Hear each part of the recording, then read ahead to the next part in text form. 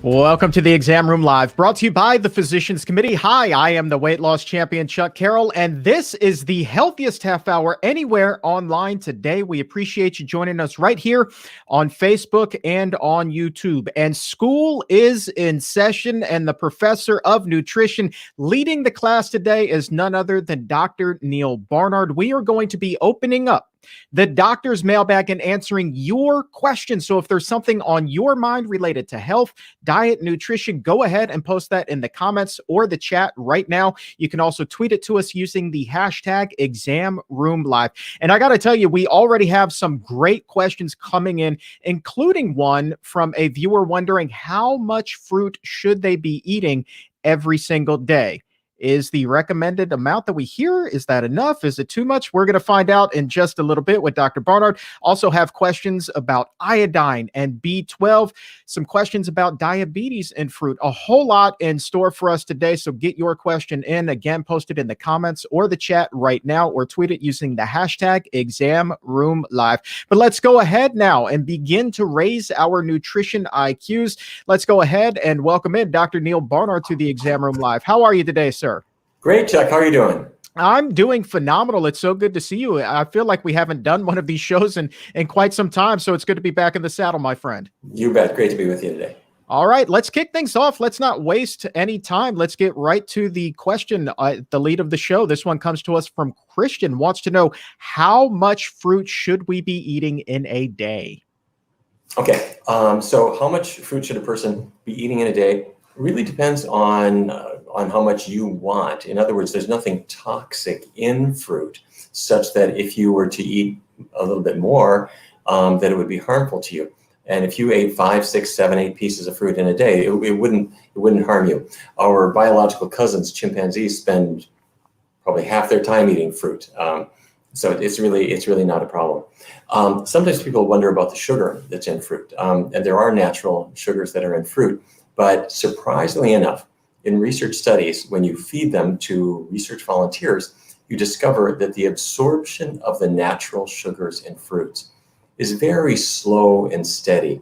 It doesn't hit you like a punch the way, let's say you had a soda or you ate some sugar itself. You get this real big spike in your blood sugar. You don't see that with fruit. It's much more gentle. We call that a low glycemic index. So if you like fruit, have at it. And that's a perfect segue to a follow-up question from Shahad, who writes that her husband has type 2 diabetes, but eats a whole food plant-based diet and loves fruit, eats 8 servings of it every single day. Still, she's a little bit concerned. She wants to know, even though you just said what you did, should he still be limiting his fruit consumption? I don't think so. I think it's fine to have fruit. I would mention that in the studies that I described earlier, where you feed research volunteers various fruits and you see their effect on blood sugar, there are 2 fruits that stand out as spiking blood sugar a little bit more, and that's pineapple and watermelon. But both of these have so much water in them that it's hard to eat a lot of it so that you have really a very substantial sugar intake. So we're going to give a green light to fruit. And are there any fruits that you would recommend more than others? Say, make sure if you're going to eat anything, make sure it's citrus, kind of the same way. If you're going to eat any vegetable, make sure it's a leafy green. Yeah, great question. There's a huge variety, and I think variety is the best thing. The whole citrus family is great, but it's by no means unique. There are a couple of things that happen to be fruits that people don't think of them as, and those are avocados and also olives. And they are fattier than most other fruits. So for those, you might want to really be careful if you're trying to lose weight or trying to reverse diabetes. And speaking of losing weight, we have a great question here from Kind Counselor. Wants to know, Dr. Barnard, will you please address weight in older individuals? I'm 73, I'm vegan, and I'm finding that my body is resisting weight loss. Yeah, your body's looking out for you. It's trying to preserve the amount of body fat that you have. And the reason for this is that our bodies evolved a very long time ago when starvation was a real threat. And so our bodies will actually try to preserve the very fat that you want to get rid of, because your body's designed to do that, and it'll slow your metabolism and increase your appetite, even without your knowing it, in order to keep the body fat that you have about the same. So what can you do? You can trick your metabolism a little bit, trick your appetite by really reducing fatty foods. And the fatty foods, since you're already vegan, animal fat is not an issue for you, which is great. But by avoiding the use of oils in cooking and avoiding nuts and nut butters and guacamole, that's really about it. Avocados, or really minimizing those foods. The reason for that is that those are the foods that our appetite tends to call for when it wants to rebuild our body fat stores. And it can be unconscious. You'll just discover you suddenly got a taste for peanuts. And this is your body fat saying, I'm starting to shrink. I want to build myself back up. By minimizing those kinds of foods, you'll really minimize your calorie intake, because every gram of fat has 9 calories stored in it, but every gram of carbohydrate has only 4. So you go toward the fruits, the beans, the vegetables, and so forth, and you'll discover that for most people, their weight starts coming down really pretty well. You know, when we're talking nutrition and plant-based diets, protein is bound to come up. So we have this one from Esprit de Corps. Wants to know, is 20 grams of protein every day enough?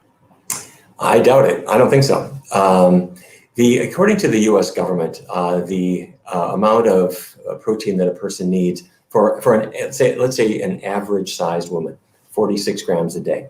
For an average-sized man, 56 grams a day. Now, in the spirit of your question is maybe I don't really need as much as that. That is probably right, because the 46 and 56 grams per day targets that the government set for women and for men, they had a little bit of or maybe more than a little bit of a buffer, so that if you didn't quite get to 46, if you're down maybe 40 or something like that, you'd still be okay. But 20 is really low. And also, it's hard to figure how you could get to 20 grams, because grains and beans and vegetables and even fruits do have some protein in them. So it's going to be hard to get down that low, and you would not want to. Aim for the 46 or 56. And if you're somewhere in that range, you're going to be fine. All right, I want to go back to what it was you were speaking about earlier as far as a variety of foods. You said variety seems to be the key here. Somebody by the name of Fruity Fairy writes, can I eat 2,000 calories a day of exclusively fruit, or are other things essential here? So what would you say to somebody who wants to be a fruitarian? Today's show brought to you by the fruit industry. Is that it? Do we have a sponsor I was unaware of? No. Well, first of all, okay, let's reel it back in for a minute. Fruit is great, but fruit should not be all you eat. There are really 4 food groups that are important for health: grains, beans, and when I say beans, I mean the whole legume group. That's lentils, peas, along with beans. So grains, beans, vegetables, and fruits. So I mentioned our chimpanzee cousins, who will eat a lot of fruit, but that's not all they eat. They eat leaves and shoots and blossoms, all kinds of stuff, and you should be too. So don't forget your vegetables, don't forget your beans, don't forget your grains, and within each group, have really quite a wide variety of them. So not just one grain, not just one vegetable, but have variety in each group, and have all of those 4 groups. Don't forget your B12. I'm sure that'll come up too.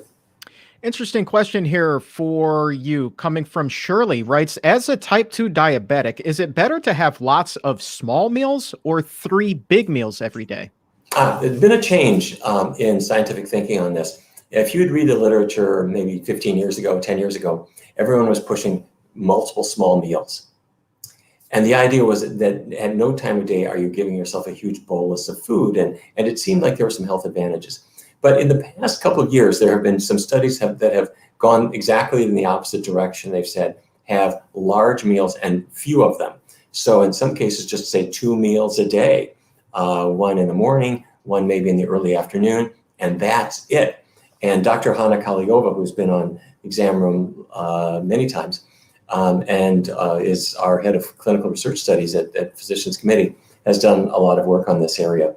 And it does look like having relatively few meals and having them be larger does have some health benefits. That said, if weight is not really a big issue for you and you're generally healthy, you can eat really when you're hungry, because everything you're eating is something good for you. B12 time. Question from Christian. Will fortified plant milk give us enough B12? Probably not, unless you drink a huge amount of it. Now, I'm all for B12 fortification. For those of you who are a little new to this, B12 is something you need for healthy nerves, and you need it for healthy blood. And if you're not getting it, you can have nerve symptoms and you can have anemia and so forth. So who makes B12? Animals don't make it. Plants don't make it. It's made by bacteria. And so some people will say, well, before the advent of modern hygiene, we would get B12 on the plants that we would pull out of the soil, maybe even on our fingers or in our mouths. The B12 producing bacteria would be there for us. Well, with modern hygiene, that's gone, and I'm not sure that was ever really an adequate source anyway. So in theory, meat eaters get some B12 because the bacteria in their gut will make B12, and it gets into milk or it gets into meat. But even there, a lot of them run low because they're not absorbing it very well from those sources, often due to a lack of stomach acid or because they're on a medication like metformin that will interfere with absorption. So what do? Real easy. You go to the nearest drugstore or health food store, and you buy a B12 supplement. And the supplements all have way more than you need. The amount you need is 2.4 micrograms, not milligrams, but micrograms per day, 2.4 micrograms. That's the amount an adult should have for good health. So you go to the store, and the smallest one you'll see is like 500. Think, good heavens, or 1,000 or 2,000. Just get the smallest one that they sell. Or go online, you get one that's maybe about 100 micrograms. Fine, take that every day. If it's a really humongous one, like 1,000 micrograms, take that every other day would be a good practice. And that's going to do it. Now, if you look at soy milk, as you were describing, or nutritional yeast or other foods, many of them are fortified with it. But the amount that's there, the little label will give you the percentage of the daily value. And you'll see for most of them, it's not 100%. So I would get a supplement too. Follow-up question from Pam here, speaking of supplements, wants to know if it's better to take a B12 supplement by itself, or should you get it as part of a B complex vitamin? Either way is fine, because when you get B12 itself, what are you getting? You're getting B12. If you get B complex, you're getting the other B vitamins with it.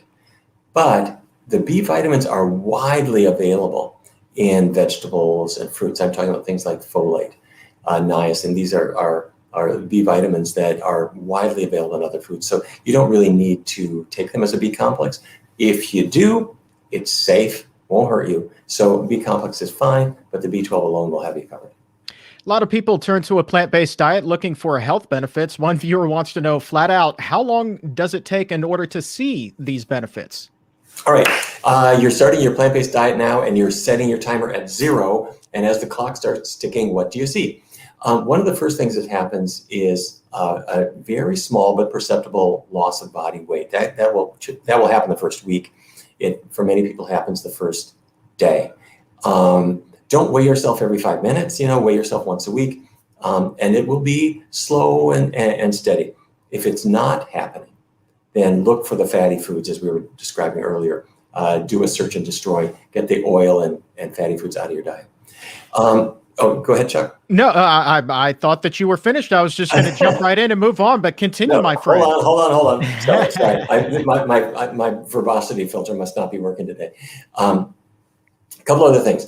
We talked about the weight kicking in. Your cholesterol will start dropping, but don't measure your cholesterol will bounce around a little bit. I would suggest not bothering to measure it. until you have been on a completely plant-based diet for maybe 8 weeks or something like that. If you check it sooner, you will see changes, but let it stabilize more. Give it 8 weeks, 12 weeks, or something like that.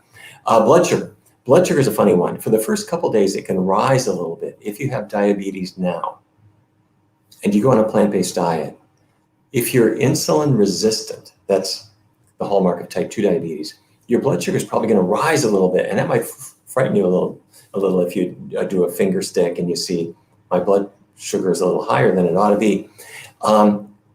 Be patient with it. Follow a healthy plant-based diet. Keep going, and after about 3-4 days, it turns the corner and your blood sugars start dropping. What's happening? The fat is coming out of your cells. It's coming out of your muscle cells, coming out of your liver cells. And now your insulin resistance is diminishing, and those cells start taking in the blood sugar. So for most people, their blood sugar starts dropping within a few days, and you can check a new hemoglobin A1C after about 3 months, and you'll see the results. And then there are some things that take much longer. Opening up your arteries again. The beginnings of that will happen. Like a person who has chest pain, their chest pain goes away. It varies a lot, but typically 4, 5, 6 weeks into the diet. But when Dean Ornish measured reversal of atherosclerosis, he gave it a year. For all of these things, I've been talking about serious health issues like diabetes and angina and other things. In all of these cases, follow your doctor's advice. Don't cancel your doctor's appointment, and don't throw your medications away thinking, well, diet ought to do it. You need to have the best of all possible medical worlds and change your diet along with the changes your doctor's recommending, not instead of them. All right, next question. This is a great one. It comes to us from Kathy. Wants to know, do fruit, vegetables, grains, and legumes have to be included in every meal? Great question. No, they don't. Let's say your breakfast is cornflakes with soy milk. What is that? Cornflakes are a grain, and the soy milk is a legume product because it came from the soy bean. Let's say for dinner, you might have had a pasta with a tomato sauce and some asparagus on the side. So there you got your vegetables and a grain, and the tomato counts as a fruit. But you might want to have, say, your mangoes or papayas or apples or peaches as a dessert or as a snack, as opposed to as part of the meal. So no, they have them as part of every day, but not necessarily part of every meal. We have a follow-up to the protein question that we asked earlier. This one comes to us from Starla. She wants to know, do you need more than the 50 grams of protein recommended if you work out every day? You may. The more people work out, the more protein that they need, but it's rather like oxygen. You know, if you work out a lot, you need more oxygen, right? So what does your body do? It increases your breathing. You're breathing faster and faster. You're taking in more oxygen. Your body is pretty smart, so that when you're exercising a lot, your body will take in extra calories. It makes you hungrier. So because if it didn't, you would waste away. So the added protein that you need doesn't really have to be planned as a protein shake or something like that. It'll just come along with the food that you're eating, because you're now eating more food to nourish your exercising body. Here's an interesting question. You know, us humans, we want exact numbers, you know, like right on the money. And so this person is wondering about a good balance for their diet. Say they want to know, my plate is 75% carbs, 15% protein, and 10% fat. Is that a good combination? I would try to get your fat down to 9.7% and your carbs up to 75.3. No, I'm kidding. The short answer is yes, those numbers are great. It sounds like it's straight out of a textbook for what a healthy diet should be. Those numbers are great, but you don't have to hit them on the money. A healthy diet, because it's vegetables and fruits and whole grains and beans, it's quite rich in healthy carbohydrate. That's the best fuel for your body. That's the fuel your brain works on. That's the fuel your muscles work on. So carbs are good, despite the fact that sometimes fad books give them a hard time. You need a little bit of fat. And so 10% has got you easily covered, and the rest will be protein. So you're doing great. Fantastic question here from Nikki. She writes, I am wheelchair bound with zero activity, but I want to go plant-based. However, I'm worried about not being able to burn enough calories. Can I tweak my diet to work for me? Okay. Yeah. First of all, I'm sorry to hear that you're dealing with this particular challenge, but you'll be glad to know that when we've done research studies where we brought people in and changed their diets and we've tracked the benefits, in virtually all of our studies, we ask our participants not to exercise. And the reason, or not to change their exercise. So let's say I have somebody who's totally sedentary. We say this is not the time to increase your exercise, because if you do, it will confuse our study. It'll confound the study. So when we have found that a plant-based diet helps regulate body weight or brings down blood sugar, blood pressure, blood cholesterol, all of those are found independent of whether a person exercises or not. And we have a lot of people who, like you, have been unable to exercise to any meaningful degree. And that can be because, as you mentioned, you're not able to move without your wheelchair. There are people who have got such bad neuropathy that they're really having trouble ambulating. Some folks have such serious weight problems, they haven't been able to do meaningful exercise either. But in all these cases, the benefits really do come through. You don't need to tweak it, but the thing I would recommend is to eat for your appetite. If you are, don't eat for entertainment. In other words, a lot of us go to the refrigerator, and if you think about it, we're not really hungry, we're just bored. Don't do that. So when your body is calling for more food and you're having your normal sized meals, that's good. And we won't want to be eating beyond that point. This is another good question, and it goes to the heart of, I think, what people look at as clean eating. They want to do this thing as healthfully as possible. But Richard raises a great question here, wants to know, are canned legumes and vegetables still nutritious? Sure. What they did is they took the bean and put it in a can and sealed it up and sent it to you. Where they run into trouble is they will add things to it, particularly salt. And the beans in their natural state, almost all plants in their natural state, have very, very little sodium. That's part of why they're so great for lowering blood pressure. But the manufacturers know that you like salt. And so when they're canning your vegan soup or your green beans, they throw extra salt in there. You can rinse it off to a degree, or you can choose the non-salt added varieties. Sarah wants to get an early start on health for her kids. Wants to know, is it okay to start vegan food for a 6-year-old? Oh, yes. Well, yes, the answer is absolutely. And let me preface everything by saying that your child is lucky to have you as a parent, because there are a lot of parents who haven't figured this out until their kids are like much older than that, if then. So yes, children can be vegan from conception.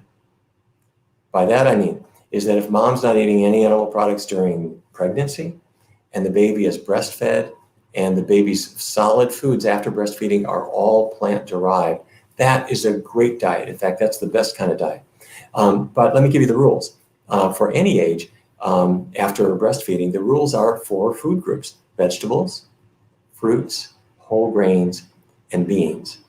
And make sure that your child has vitamin B12. That's as important for kids as it is for adults. It's important for pregnant women. It's important for nursing women, important for everybody. And a simple way to do that is just with the Flintstone type vitamins or any pediatric vitamin. It's not only going to provide the B12 you need, but it provides the reassurance that your child's grandma needs to make sure that that they're worried, is your child getting complete nutrition? You can say yes, and if your pediatrician is not very well educated, it'll reassure your pediatrician too. So the 4 food groups: vegetables, fruits, whole grains, beans. Don't forget your vitamin B12, and you've got a lucky child there. Next question. My heart really goes out to this person looking for some help here. Edith wants to know, what if you cannot control your appetite? So what advice do you have for those who really feel like their eating is out of control?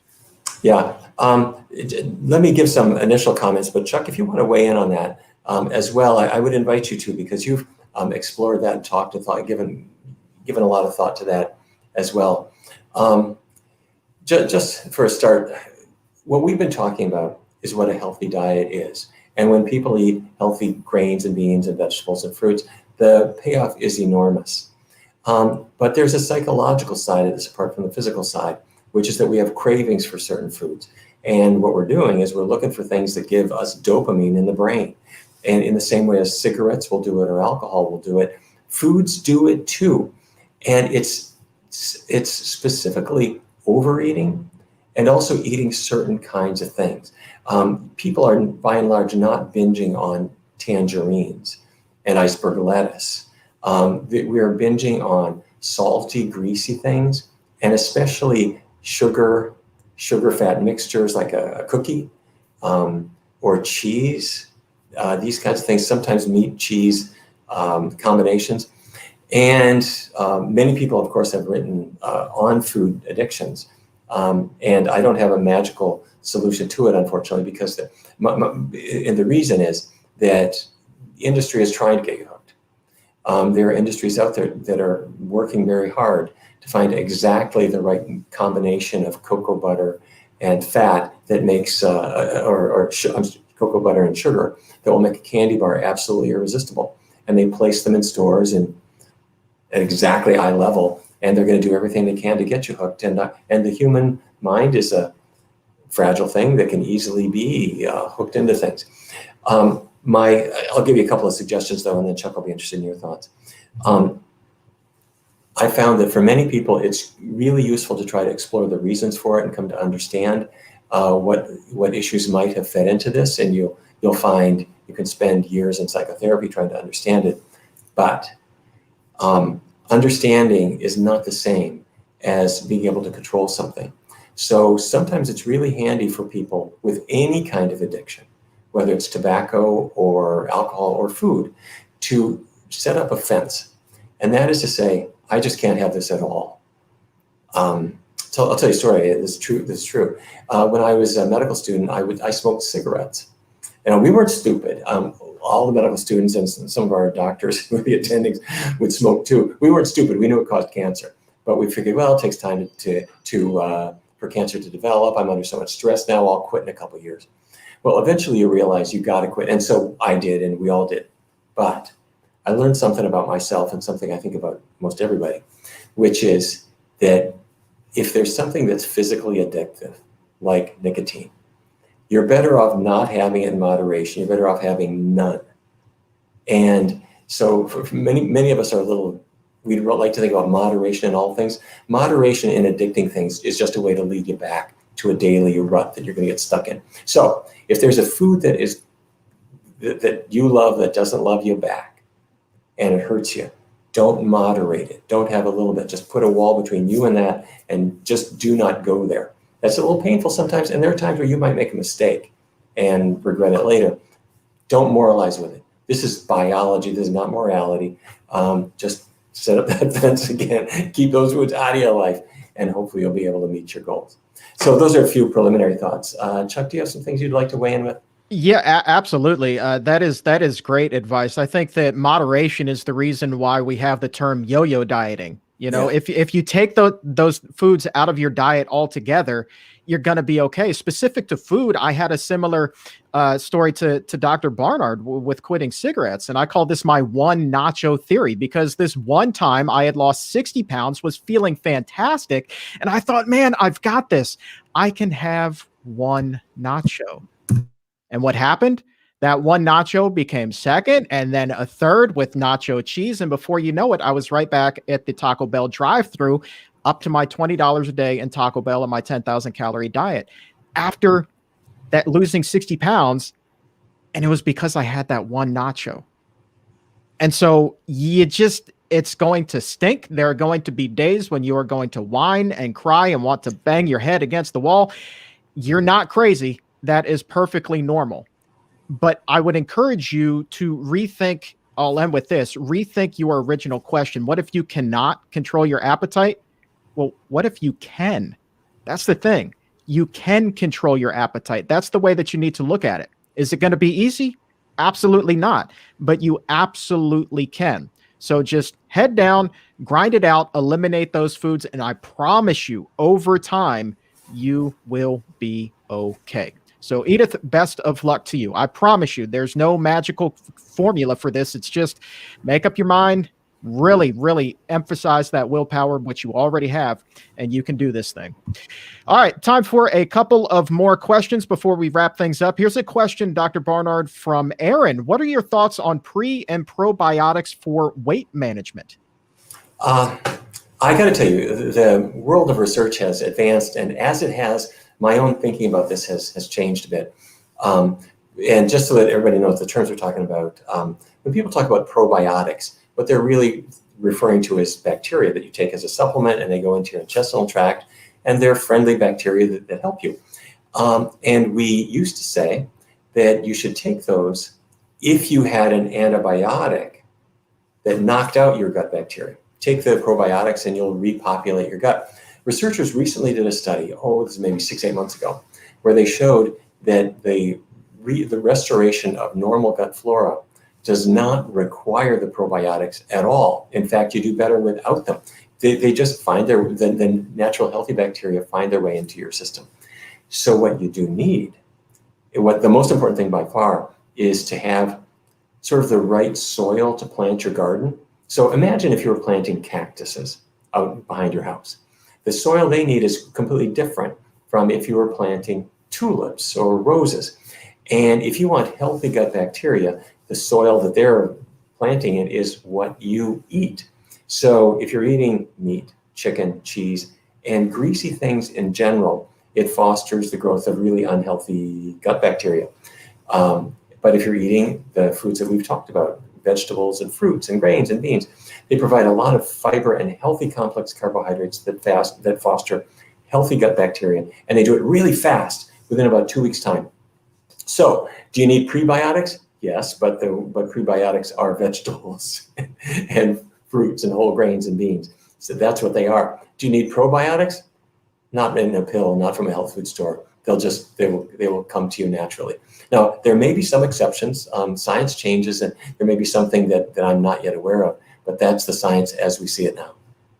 All right, let's go ahead and grab this one from Plantgevity, talking about the thyroid. I know that this is something that you wrote extensively about in your book, Your Body in Balance. Plantgevity wants to know, does an adult who had their thyroid removed due to cancer still need to ensure a source of iodine in their diet? Oh, great question. What your body is using the iodine for is constructing the thyroid hormone. And you are, I'm sure, taking thyroid hormone. Your thyroid was effectively removed for cancer. Good on you. It's good that you got that treatment. Cures are what we expect.